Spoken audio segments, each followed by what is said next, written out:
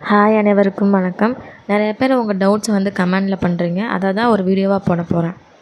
First Sivaranjani Sivakumar ma'am என்னோடய mail ID ராங்காக கொடுத்துட்டேன், இப்போ என்ன பண்ணுறது மேம் அப்படின்னு கேட்டிருக்கீங்க. அதே மாதிரி இண்டஸ் டிஎன்பிஎஸ்சி அவங்க என்ன கேட்டிருக்காங்கன்னா, ஹாய் மேம் என்னோடய மெயில் ஐடி ஒர்க் ஆகலை அப்படின்னு சொல்லி கேட்டிருக்கீங்க. என்னோடய மெயில் ஐடி ஒர்க் ஆகலை, நான் மெயில் ஐடியை மாற்றி கொடுத்துட்டேன் அப்படின்னு சொல்லிட்டு நீங்கள் கவலைப்பட தேவையில்லை. அவங்க கால் பண்ணி இன்ஃபார்ம் பண்ணுவாங்க. நீங்கள் எந்த நம்பர் கான்டாக்ட் நம்பர் கொடுத்தீங்களோ அந்த நம்பருக்கு கால் பண்ணுவாங்க. கால் பண்ணி இன்ஃபார்மும் பண்ணுவாங்க. அடுத்து நித்யா ஏவி 7831 அவங்க என்ன கேட்டிருக்கீங்கன்னா, மேம் கான்டாக்ட் சர்டிஃபிகேட் நான் முன்னாடியே சிவி போகும்போது 2 பேர்கிட்ட சைன் வாங்கி கொடுத்துட்டேன், மறுபடியும் சைன் வாங்கி கொடுக்கணுமா? அவங்க இப்போ இல்லையே மேம், எப்படி சைன் வாங்குறது தெரியலை, வேறு ஒரு ஆள்கிட்ட மட்டும் வாங்கலாமா அப்படின்னு கேட்குறீங்க. கான்டாக்ட் சர்டிஃபிகேட் நீங்கள் ஆல்ரெடி கொடுத்துட்டீங்கன்னா திரும்பி கொடுக்கணும்னு அவசியமே இல்லை. நீங்கள் வேறு ஏதாவது சர்டிஃபிகேட் வந்து கொடுக்காம மறந்து விட்டுட்டீங்க அப்படின்னா அவங்க கேட்குறப்ப நீங்கள் கொடுக்கலாம். வேறு எல்லா சர்டிஃபிகேட் நீங்கள் கரெக்டாக வச்சுருக்கீங்களா அப்படின்னு சொல்லிட்டு செக் பண்ணி வச்சுக்கோங்க.